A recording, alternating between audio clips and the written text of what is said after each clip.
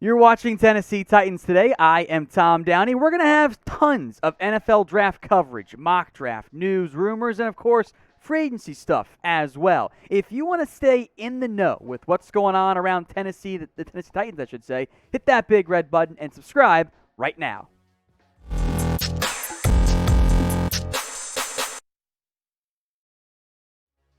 Tom Downey here on Tennessee Titans today. We begin today's video with some discussion on Jahan Dotson, kind of a twofold news update here.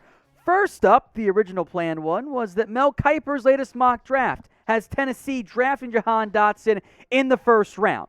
Well, on top of that, Dotson said today at the NFL Combine that he has met with the Titans. This makes him an already, even more so, logical round one potential option for Tennessee, depending on how they stack their wide receiver board. Is Treylon Burks there? Who is on the board for them? Is Jameson Williams, Chris Olave? Garrett Wilson's probably gone. Is Drake London a fit? Well, Dotson is probably receiver 6 for many. He might be the 6th receiver taken by Tennessee in this year's draft. His career at Penn State, Dotson, very productive. And I would argue, like other receivers over their career in college and even at Penn State, like Allen Robinson, for example, Dotson made his QB look better than what he actually was. I think as an outside receiver at Penn State, given his size issues, I wonder if Dotson would have to move inside at the NFL level. He's played both. The above-the-rim abilities is much better than you think for a player his size. Might be a bit tougher in the NFL, but he is dynamic with the ball in his hands. I think he would fit in Tennessee. You can still give A.J. Brown various slot receiver reps. That's not an issue. You can do that still, and you can maybe make it a lesser full-time slot role for Dotson with A.J. Brown's presence. And if he can play on the outside, awesome. That makes it even easier to maximize your receiving core. So maybe you start Dotson in the slot, and I think if you add him in round one, you feel so much better about your wide receiver core with A.J. Brown, Julio Jones, and Jahan Dotson than Nick Westbrook-Ikhine or Dez Fitzpatrick as your other wide receiver grouping. Here's what Mel Kiper wrote as to why he mocked Dotson to Tennessee. Julio Jones is 33. He's played just 19 games over the past 2 seasons and has only 4 touchdowns over that span. Can the Titans really rely on him to be a great wideout next to A.J. Brown, who has had injury issues himself? I think they need to add an extra dimension for quarterback Ryan Tannehill. And Dotson has the versatility line of multiple spots. He had 91 catches for 1,182 yards and 12 touchdowns last season, and he could rack up yards after the catch to help Tannehill. I think a lot of what Kiper wrote is pretty accurate. I like Jahan Dotson, the football player. He would not be my ideal round one pick for Tennessee, but I wouldn't be mad at it either. So with all that in mind, who do you want the Titans to take in round one of this year's NFL draft? Drop a name for me in the comments section right now. Continuing along with Kiper, he has also floated out, I'm going to say, a wild idea. I think this year's draft is going to be weird.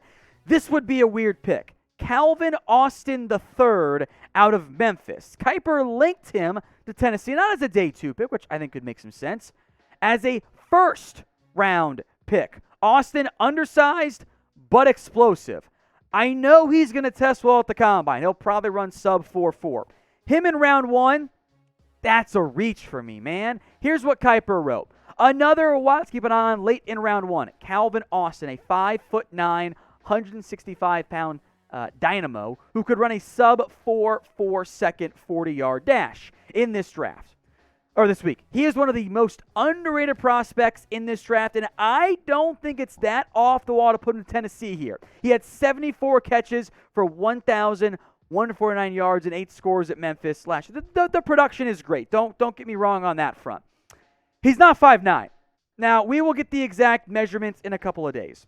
I would bet all of my money that Calvin Austin is 5'7.5-ish as compared to 5'9". He is an undersized player. It's like drafting a Tutu Atwell in round one. It's not a great selection there.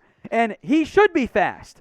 Honestly, 4.4 isn't that fast for a guy that size. Of course it's fast, but weight adjusted, it's just good, not like elite. You probably want to run in the 4.3s as opposed to just 4.4. So I like Calvin Austin. He's a good football player. He's dynamic. He makes plays with the ball in his hands. You take him round 3, I got no complaints. Round 2, that's a little early, but receivers like last year, D. Eskridge, Atwell, they went back end of round 2.